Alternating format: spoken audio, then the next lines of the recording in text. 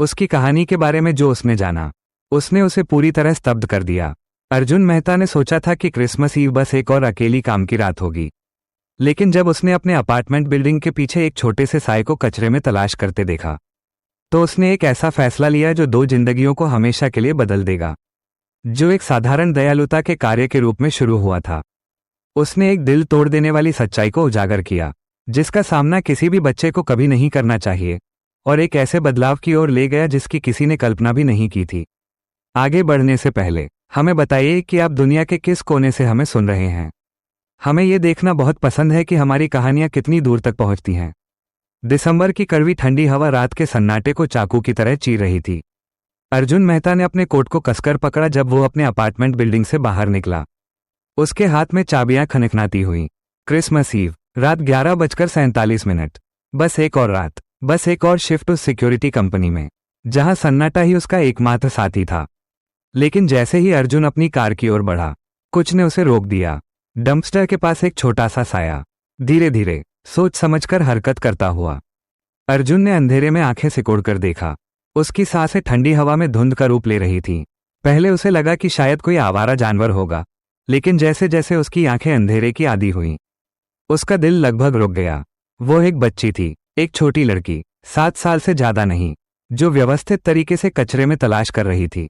उसकी पतली उंगलियां ठंड से लाल और कांपती हुई, खाली खाने के डिब्बों और मुड़े हुए कागजों में उस कुशलता से तलाश कर रही थी, जैसे वो ये काम पहले भी कर चुकी हो। अर्जुन के पैर उसके दिमाग के समझने से पहले ही चल पड़े। अरे सुनो, उसने धीरे से पुकारा, ताकि वो उसे डरा न दे। लड़की ने झट से सिर उठाया। उसकी बड़ी भूरी आंखें डर से भरी हुई थीं। उसने आधा खाया हुआ सैंडविच अपने सीने से कसकर पकड़ लिया, भागने के लिए तैयार। कोई बात नहीं, अर्जुन ने कहा, धीरे धीरे अपना हाथ उठाते हुए। मैं तुम्हें चोट नहीं पहुंचाऊंगा। लड़की वहीं जमी रही, उसके चेहरे को इस तरह देखती हुई जैसे वो अपनी उम्र से कहीं ज्यादा थकी हुई हो। उसने एक फटी हुई बैंगनी जैकेट पहन रखी थी जो उसके छोटे से शरीर को ढक रही थी, और उसके काले बाल उलझे हुए उसकी फीकी, धसी हुई गालों के चारों ओर लटक रहे थे। तुम्हारा नाम क्या है, प्यारी? अर्जुन ने नरमी से पूछा। कुछ पल जो जैसे अनंत लग रहे थे। उसके बाद उसने फुसफुसाकर कहा, अनाया। अनाया, अर्जुन ने दोहराया, सावधानी से एक कदम आगे बढ़ते हुए। ये बहुत सुंदर नाम है। मैं अर्जुन हूं। वो उसके स्तर तक घुटनों के बल बैठ गया।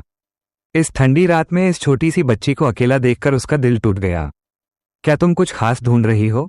अनाया ने सैंडविच को और कसकर पकड़ लिया। खाना, उसने स्वीकार किया। उसकी आवाज हवा से भी धीमी थी। ये शब्द अर्जुन को अंदर तक झकझोर गया। कोई भी बच्चा कचरे में खाना नहीं ढूंढना चाहिए, क्रिसमस ईव पर तो बिल्कुल नहीं, कभी भी नहीं। तुम्हारे माता पिता कहाँ हैं, अनाया? ये सवाल सुनकर उसके चेहरे का बचा खुचा रंग भी उड़ गया। उसका निचला होंठ कांपने लगा जब उसने जमीन की ओर देखा। मेरे कोई नहीं है, उसने टूटती आवाज में कहा। अर्जुन ने अपने सीने में कुछ दर्दनाक सा मरोड़ महसूस किया, कुछ ऐसा जो उसने सालों से महसूस नहीं किया था, कुछ ऐसा जिसे उसने इतना गहराई में दबा दिया था कि उसे लगा था वो हमेशा के लिए खत्म हो गया है। एक पिता की सुरक्षा करने की प्रवृत्ति। 3 साल पहले अर्जुन मेहता एक अलग इंसान था। उसकी एक पत्नी थी, प्रिया, जिसकी आंखें हंसते समय चमक उठती थी और जिसके हाथ उनके छोटे से अपार्टमेंट को कुछ ही पलों में घर बना देते थे। वे साथ में अपने भविष्य की योजना बना रहे थे। बच्चे के कमरे को हल्के पीले रंग से रंग रहे थे क्योंकि वे सरप्राइज चाहते थे। हर रात प्रिया अर्जुन का हाथ अपने बढ़ते हुए पेट पर रखती और वे नामों, सपनों और उस परिवार के बारे में बात करते जो वे बना रहे थे।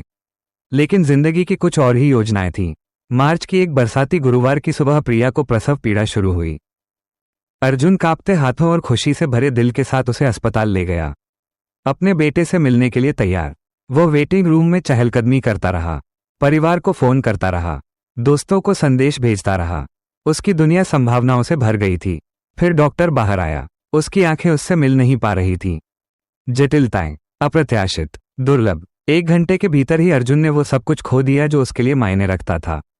प्रिया, उनका अजन्मा बेटा आरव, उसका पूरा भविष्य, जो आदमी उस अस्पताल में पिता बनने की तैयारी के साथ दाखिल हुआ था। वो वहां से एक बिल्कुल अलग इंसान बनकर निकला, टूटा हुआ, खाली, अकेला। 3 साल तक अर्जुन एक भूत की तरह जीता रहा। उसने एक छोटे अपार्टमेंट में शिफ्ट कर लिया, ऐसी नौकरी कर ली जिसमें लोगों से कम बातचीत करनी पड़े, और अपने दिल के चारों ओर इतनी ऊंची दीवारें खड़ी कर ली कि कोई उन्हें पार ना कर सके।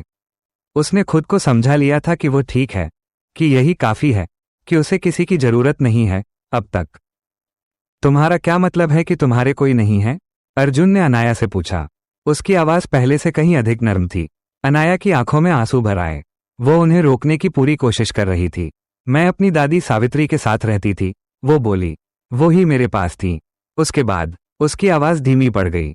जब मेरी माँ मुझे बचपन में छोड़कर चली गई थी। अर्जुन इंतजार करता रहा। उसे महसूस हो रहा था कि अभी और भी कुछ बाकी है। सावित्री 3 हफ्ते पहले बीमार पड़ गई, अनाया ने आगे कहा। उसके शब्द अब तेजी से निकल रहे थे, जैसे उन्हें जल्दी जल्दी कह देने से दर्द कम हो जाएगा। उन्हें एक खांसी थी जो ठीक नहीं हो रही थी, और वे हमेशा बहुत थकी रहती थी। हमारे पास डॉक्टर के लिए पैसे नहीं थे, इसलिए वो बस दुकान से दवा लेती रहीं। छोटी लड़की ने अपनी आस्तीन के पीछे से अपनी नाक पोंछी। एक सुबह मैंने उन्हें नाश्ते के लिए जगाने की कोशिश की, लेकिन उन्होंने आंखें नहीं खोलीं। मैंने उन्हें हिलाया और उनका नाम पुकारा, लेकिन वो नहीं जागी। अर्जुन का गला भर आया। वो उस एहसास को जानता था, बेचैनी से हिलाना, इनकार करना, वह पल जब सच्चाई टूटकर गिरती है और सब कुछ बदल देती है। यूनिफॉर्म पहने लोग आए और उन्हें ले गए। अनाया ने फुसफुसाकर कहा। उन्होंने कहा कि मुझे नए परिवारों के साथ रहना होगा, लेकिन अब उसकी आवाज पूरी तरह टूट चुकी थी, और जिन आंसुओं को वो रोक रही थी वे आखिरकार बह निकले। लेकिन उनमें से कोई भी मुझे रखना नहीं चाहता था। वे मुझे बार बार इधर उधर भेजते रहे, और आखिरी वाले लोग, उन्हें मेरी परवाह नहीं है। इसलिए मैं यहाँ आ गई। मुझे लगा शायद अगर मैं अपने पुराने मोहल्ले में वापस आ जाऊं तो सावित्री भी घर लौट आएंगी। अर्जुन की आंखों में भी आंसू भर आए। इस बच्ची को सिस्टम ने ऐसे इधर उधर धकेला था जैसे वो सिर्फ कागज का एक टुकड़ा हो। भुला दी गई, छोड़ी गई, टुकड़ों और उम्मीद पर जीने के लिए मजबूर, ठीक वैसे ही जैसे प्रिया के जाने के बाद वो खुद महसूस करता था। बस फर्क इतना था कि वो 7 साल की थी। अनाया, अर्जुन ने कहा। उसकी आवाज भावनाओं से भारी थी। तुम यहाँ कब से हो? 2 दिन, उसने स्वीकार किया। मैं बगल वाले अपार्टमेंट के बेसमेंट में सो रही हूँ। वहां एक टूटी हुई खिड़की है जिससे मैं अंदर जा सकती हूँ। 2 दिन, दिसंबर की ठंड में एक 7 साल की बच्ची 2 दिनों से अपने दम पर जी रही थी। अर्जुन धीरे धीरे खड़ा हुआ। उसका दिमाग तेजी से चल रहा था। उसने अपना फोन निकाला और समय देखा। रात 12:03। क्रिसमस का दिन। अनाया, मैं चाहता हूं कि तुम मेरी बात बहुत ध्यान से सुनो। अब तुम्हें ये सब अकेले नहीं करना पड़ेगा। लड़की ने उसकी ओर उलझन और ऐसी थकान भरी नजरों से देखा जिसने उसका दिल तोड़ दिया। बड़ों ने उससे पहले भी वादे किए थे, वे सब टूट गए थे। मुझे पता है कि तुम मुझे नहीं जानती, अर्जुन ने आगे कहा, और मुझे ये भी पता है कि तुम अभी बड़ों पर ज्यादा भरोसा नहीं करती होगी। लेकिन मैं तुमसे एक वादा करता हूं, मैं कहीं नहीं जाने वाला। उसकी आवाज में कुछ ऐसा था, शायद सच्चाई की कच्ची गहराई या उसकी आंखों में झलकता अपना ही दर्द, जिससे अनाया के कंधे थोड़ा ढीले पड़ गए। कैसा रहेगा अगर हम शुरुआत तुम्हें किसी गर्म जगह पर ले जाकर और तुम्हें अच्छा खाना खिलाकर करें? अर्जुन ने पूछा। अनाया झिझकी, बेबसी और उस स्वाभाविक डर के बीच फंसी हुई जो उसे अजनबियों पर भरोसा न करने को कहता था। लेकिन ठंड उसकी पतली जैकेट के पार उतर रही थी, और उसके हाथ में पकड़ा सैंडविच एक कोने से सड़ा हुआ था। उसने सिर हिला दिया। अर्जुन का अपार्टमेंट साधारण था, लेकिन साफ सुथरा। 3 सालों से उसने किसी मेहमान को नहीं बुलाया था, और यह साफ दिखाई देता था। जगह उपयोगी थी, लेकिन भावहीन। दीवारों पर कोई तस्वीर नहीं, कोई निजी छाप नहीं, कुछ भी ऐसा नहीं जो उस जीवन की कहानी कहे जिसे वो कभी बनाना चाहता था।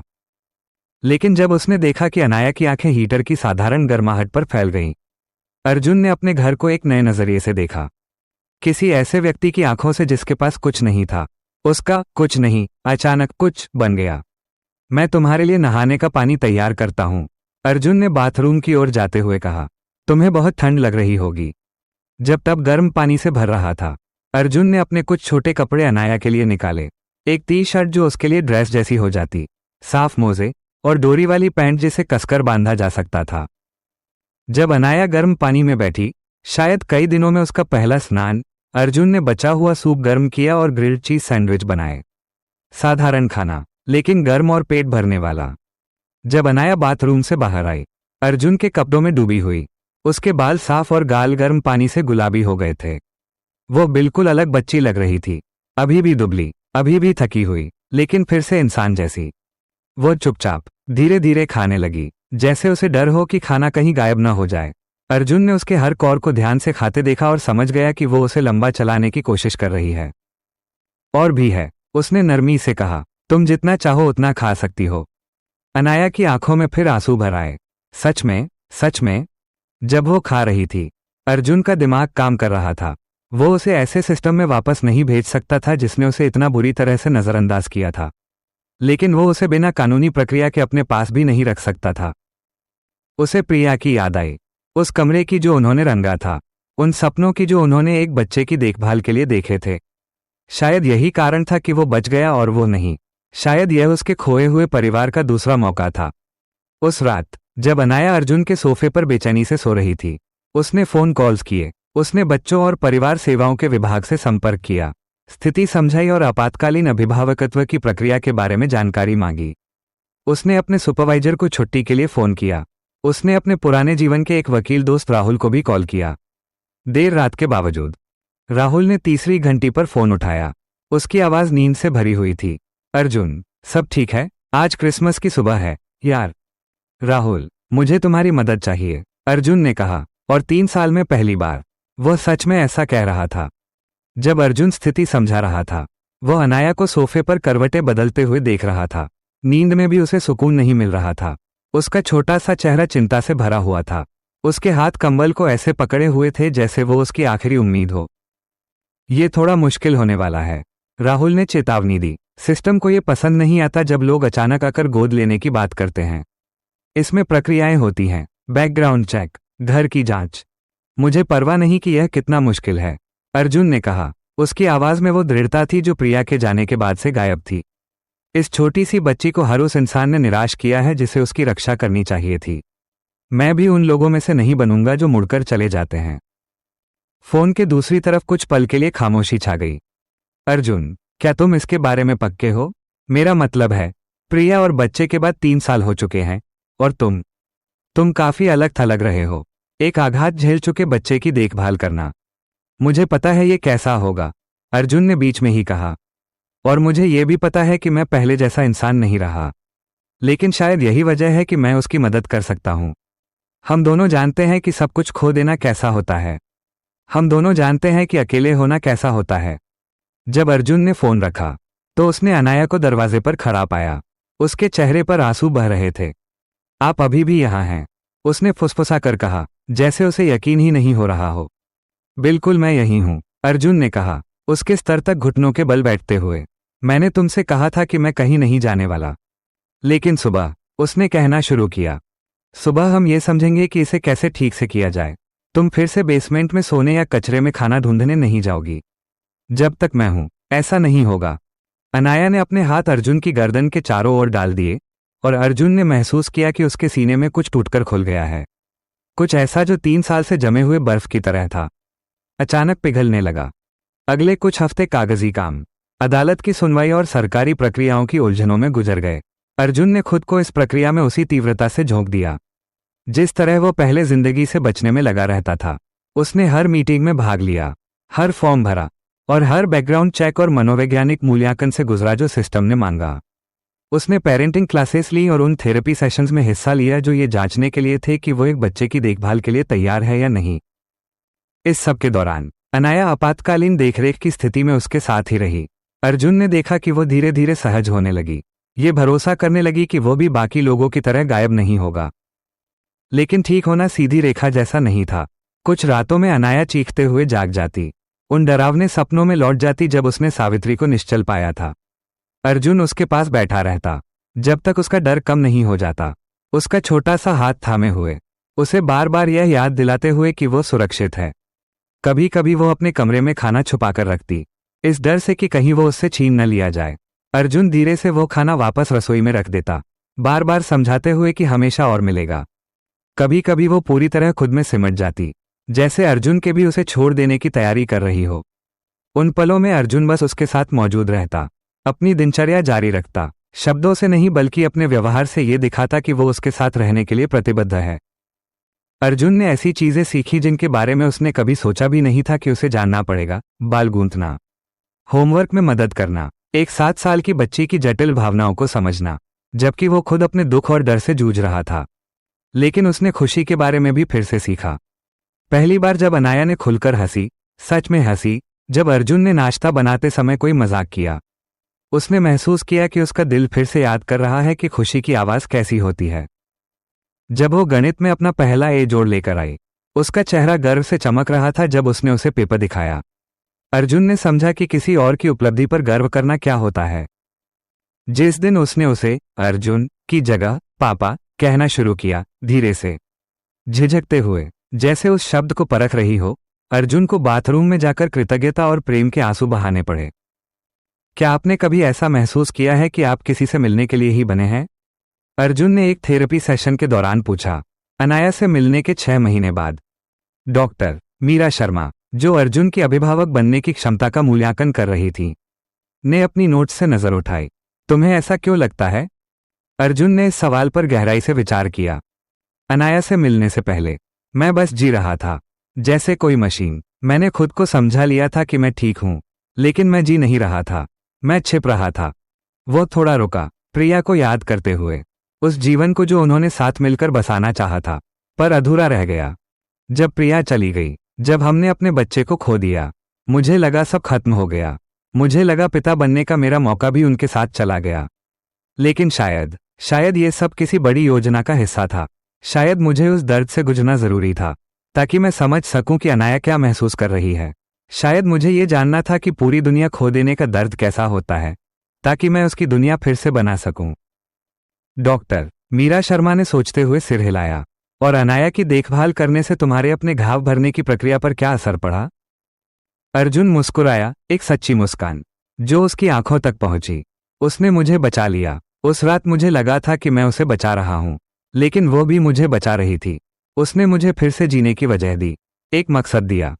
उसने खिड़की की ओर देखा, जहां बाहर खेल के मैदान में अनाया खेल रही थी। उसकी हंसी बसंती हवा में घुल रही थी। मैं अपने दुख में डूब रहा था, और मुझे पता भी नहीं चला, जब तक मेरे पास कोई ऐसा नहीं आया जिसे मेरी जरूरत थी। उसने मुझे वो इंसान बनने की चाह दी, जैसा प्रिया हमेशा मुझ में देखती थी।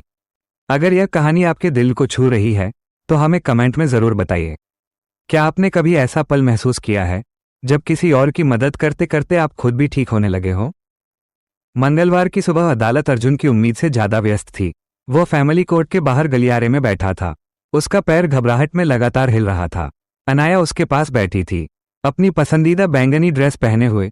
वही फटी हुई जैकेट नहीं जो उसने पहली रात पहनी थी, बल्कि एक सुंदर नई ड्रेस जो उसे ठीक से फिट हो रही थी। क्या आप घबराए हुए हैं? उसने पूछा। उसका छोटा सा हाथ अर्जुन के हाथ में आकर टिक गया। थोड़ा, अर्जुन ने स्वीकार किया। तुम? अनाया ने गंभीरता से सोचा। मुझे लगता है मैं उत्साहित भी हूं और घबराई हुई भी, जैसे जब आप कोई तोहफा खोलने वाले होते हैं जिसे आप बहुत चाहते हैं, लेकिन डरते हैं कि शायद वो वैसा न हो जैसा आपने सोचा था। अर्जुन ने उसका हाथ दबाया। तुम क्या चाहती हो? कि आप हमेशा के लिए मेरे असली पापा बन जाओ, सिर्फ तब तक नहीं जब तक कोई यह फैसला करे कि मुझे कहीं और जाना है। अर्जुन का गला भर आया। मैं भी यही चाहता हूं। जब उनका केस पुकारा गया, अर्जुन और अनाया हाथों में हाथ डाले कोर्टरूम में दाखिल हुए।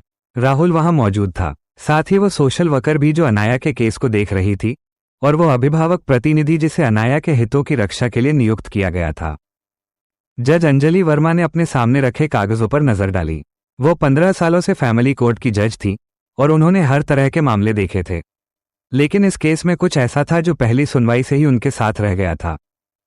श्री मेहता, जज वर्मा ने शुरू किया, जब हम पहली बार 6 महीने पहले मिले थे, आप एक अकेले व्यक्ति थे जिन्हें बच्चों की परवरिश का कोई अनुभव नहीं था, और आप एक ऐसे बच्चे की आपातकालीन अभिभावकता की मांग कर रहे थे जिसे आप 24 घंटे से भी कम समय से जानते थे। मैं मानती हूं, मुझे चिंता थी, लेकिन जज ने आगे कहा, डॉक्टर मीरा शर्मा, अनाया के शिक्षकों और उन सोशल वर्कर्स की रिपोर्ट जिन्होंने आपके घर का निरीक्षण किया, सभी एक ही तस्वीर दिखाती हैं, एक ऐसे व्यक्ति की जिसने खुद को पूरी तरह एक बच्चे के इलाज और देखभाल के लिए समर्पित कर दिया है, जिसे इसकी बेहद जरूरत थी। उन्होंने सीधे अनाया की ओर देखा। और बेटिया, मुझे पता चला है कि तुम कुछ कहना चाहती हो। अनाया खड़ी हुई, उसकी आवाज साफ और मजबूत थी। माननीय न्यायाधीश, अर्जुन ने मेरी जान बचाई, सिर्फ उस पहली रात नहीं जब मैं ठंडी और भूखी थी, बल्कि उसके बाद हर दिन। उन्होंने मुझे फिर से यह महसूस करना सिखाया कि सुरक्षित होना कैसा होता है। वो मुझे चीजें सिखाते हैं, मेरा होमवर्क कराते हैं, और मेरे बाल भी बनाते हैं, भले ही कभी कभी टेढ़े मेढ़े हो जाते हैं। अदालत में हल्की कोमल हंसी की लहर दौड़ गई। वो मेरे साथ रहता है जब मुझे बुरे सपने आते हैं, और वो हमेशा अपने वादे निभाता है। मुझे पता है कि वो मेरे असली पापा हैं, क्योंकि उन्होंने मुझे चुना है और वो हर दिन मुझे चुनते रहते हैं। जज वर्मा मुस्कुराई। तो फिर मुझे राज्य द्वारा प्रदत्त अधिकारों के तहत मैं इस गोद लेने की याचिका को मंजूरी देती हूँ। अर्जुन मेहता, अब आप अनाया मेहता के कानूनी पिता हैं। हथौड़े की आवाज गूंजी, एक संतोषजनक ठक। अर्जुन को लगा जैसे उसके घुटने खुशी और राहत से जवाब दे देंगे। उसने नीचे अनाया की ओर देखा, जो इतनी बड़ी मुस्कान लिए थी कि लगा उसका चेहरा खिल उठेगा। हमने कर दिखाया, उसने फुसफुसाया। हाँ, हमने कर दिखाया, अर्जुन ने कहा, उसे अपनी बाहों में उठाते हुए। एक ऐसा आलिंगन जिसमें 3 साल का दुख पिघलकर अपार प्रेम में बदल गया था। उस शाम जब वे अपने लिविंग रूम में बैठकर बाहर से मंगाए गए भारतीय खाने के साथ जश्न मना रहे थे, जो अब उनके खास मौकों की परंपरा बन चुकी थी, अनाया ने अर्जुन को कुछ दिया जिस पर वो आर्ट थेरेपी में काम कर रही थी। वो एक चित्र था, 2 लोग हाथ पकड़कर एक घर के सामने खड़े हैं, और ऊपर साफ सुथरे अक्षरों में लिखा था, मेरा परिवार, ये हम हैं। उसने थोड़ी झिझक के साथ कहा, क्या ये ठीक है? अर्जुन की आंखों में आंसू आ गए जब वो उसके स्तर तक झुक गया। ये सिर्फ ठीक नहीं है प्यारी, ये बिल्कुल परफेक्ट है। उसने चित्र को ध्यान से देखा। घर की खिड़कियों पर पीले पर्दे थे, ठीक वैसे ही जैसे उन्होंने अपने नए घर के लिए चुने थे। बगीचे में वे फूल थे जिन्हें लगाने की जिद अनाया ने की थी, और दोनों आकृतियां मुस्कुरा रही थीं। उनके हाथ एक दूसरे में थामे हुए। क्या मैं तुम्हें कुछ बताऊं? अर्जुन ने कहा, उस चित्र को फ्रिज पर सबसे खास जगह पर लगाते हुए। क्या?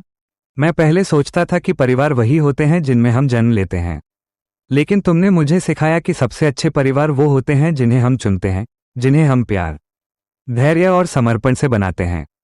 अनाया उसकी गोद में चढ़ गई। यह उसकी आदत बन गई थी जब उसे सुकून चाहिए होता या वो कुछ खास कहना चाहती। अर्जुन, उसने धीरे से कहा, हाँ बेटा, उस रात मुझे छोड़कर न जाने के लिए धन्यवाद। अर्जुन ने उसके सिर पर हल्का सा चुंबन दिया, उसके स्ट्रॉबेरी शैम्पू की खुशबू को महसूस करते हुए। और मुझे रहने देने के लिए धन्यवाद। उस रात जब अर्जुन ने अनाया को सुलाया, उसने उस सफर के बारे में सोचा जिसने उन्हें इस पल तक पहुंचाया था।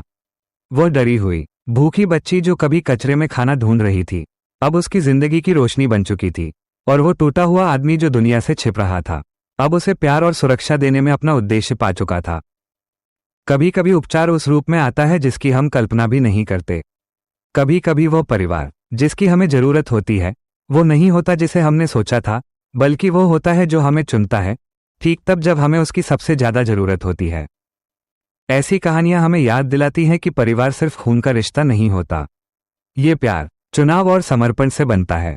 अगर आप भी करुणा की शक्ति में विश्वास करते हैं, जो जिंदगियां बदल सकती है, तो ऐसे और अर्थपूर्ण किस्से सुनने के लिए जुड़े रहें। अर्जुन कभी भी किस्मत या तकदीर में ज्यादा विश्वास करने वाला इंसान नहीं रहा था। प्रिया की मृत्यु के बाद उसने तो लगभग हर चीज पर विश्वास करना ही छोड़ दिया था।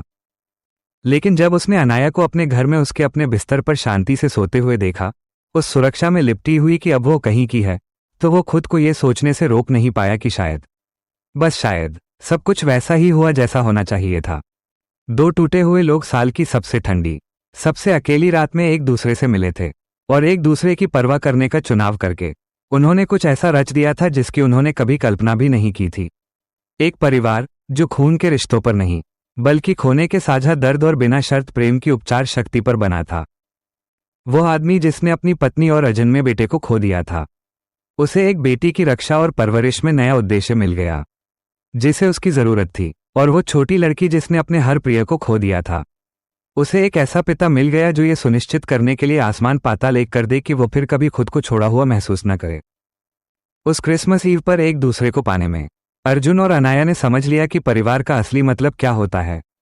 वो लोग नहीं जिनमें आप जन्म लेते हैं, बल्कि वे लोग जो आपको चुनते हैं, आपके लिए लड़ते हैं और जीवन के हर तूफान में आपके साथ खड़े रहते हैं। कभी कभी सबसे गहरे बदलाव सबसे छोटे दयालु कर्मों से शुरू होते हैं। आगे बढ़ जाने के बजाय रुकने का एक फैसला, अपने दिल को खोलने की हिम्मत, जब आपको लगता था कि वो हमेशा के लिए बंद हो चुका है। किसी और की जरूरत को अपने पूरे जीवन की दिशा बदलने देने का साहस। और कभी कभी जब आप सोचते हैं कि आप किसी और को बचा रहे हैं, तब आप ये खोजते हैं कि असल में वो आपको बचा रहा था। उस क्रिसमस ईव पर अर्जुन मेहता अपने अपार्टमेंट से यह सोचकर निकला था कि वो एक और अकेली काम की रात की ओर जा रहा है। लेकिन इसके बजाय उसे अपनी बेटी मिली, अपना उद्देश्य मिला और उस प्रेम का दूसरा मौका मिला जिसे वो हमेशा के लिए खो चुका समझता था। और अनाया को अपना पिता मिला, वो नहीं जिसने उसे जन्म से पहले छोड़ दिया था, बल्कि वो जिसने उसे उसके सबसे कठिन क्षण में देखा और तय किया कि वो बचाए जाने के योग्य है, चुने जाने के योग्य है और जीवन भर प्रेम किए जाने के योग्य है। अंत में हम सभी बस यही चाहते हैं कि हमें देखा जाए, चुना जाए और बिना शर्त प्यार किया जाए। कहीं अपना होने का एहसास, किसी के लिए मायने रखना, ये जानना कि अगर हम कल गायब हो जाएं, तो कोई होगा जो हमें ढूंढेगा, जो हमारे लिए लड़ेगा, जो कभी हार नहीं मानेगा। अर्जुन और अनाया ने एक दूसरे को यही उपहार दिया और ऐसा करते हुए उन्होंने टूटन से कुछ सुंदर रच दिया। उन्होंने खोने की राख से और प्रेम की नींव पर एक परिवार खड़ा किया। यही वो चौंकाने वाली सच्चाई थी जिसने उस क्रिसमस ईव पर अर्जुन को निःशब्द कर दिया। कभी कभी वो परिवार जिसकी आपको सबसे ज्यादा जरूरत होती है वही होता है जिसकी आपने कभी उम्मीद भी नहीं की होती।